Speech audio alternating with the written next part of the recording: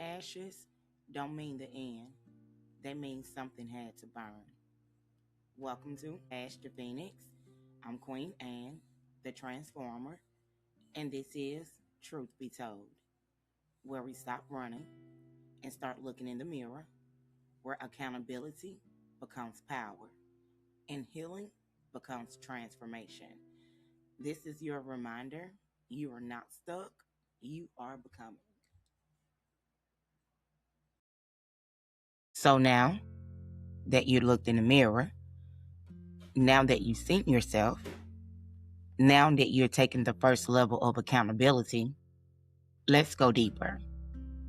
Because seeing it is one thing, but understanding why and choosing differently, that's where transformation begins. Because a lot of what you have been doing didn't just come from nowhere. It was taught, it was modeled, it survived.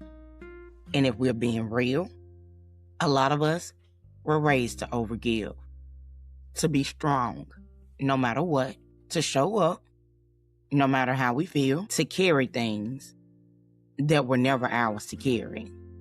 Watching our mama do it, watching grandmama do it, watching the women around you hold everything together, even when they were falling apart on the inside.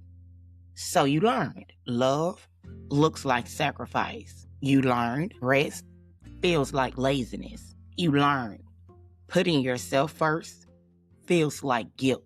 And nobody told you that you could choose differently. Nobody showed you what healthy boundaries look like. Nobody taught you that saying no doesn't make you a bad person. So now you're grown, trying to figure out why you feel drained. Why do you feel overwhelmed?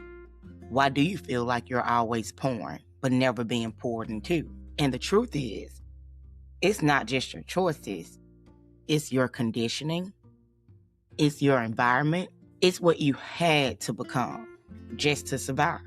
And let's go even deeper. Some of us were taught through religion to endure, to stay, to pray it away, to be patient, even when something is breaking you. So now you're sitting in situations, calling it loyalty, calling it faith, calling it love, when in reality, you're out of alignment. And this is where the mirror gets deeper.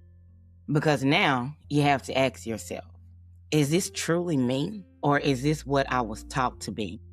Do I actually believe this? Or have I just never questioned it? Am I choosing this? Or am I repeating it? Because once you identify the root, now you have a choice. And this is where most people get stuck. Because they see it, but they don't know how to move differently. So let's talk about it.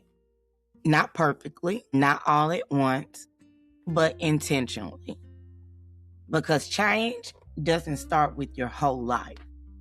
It starts with one decision, one moment where you pause and choose yourself differently.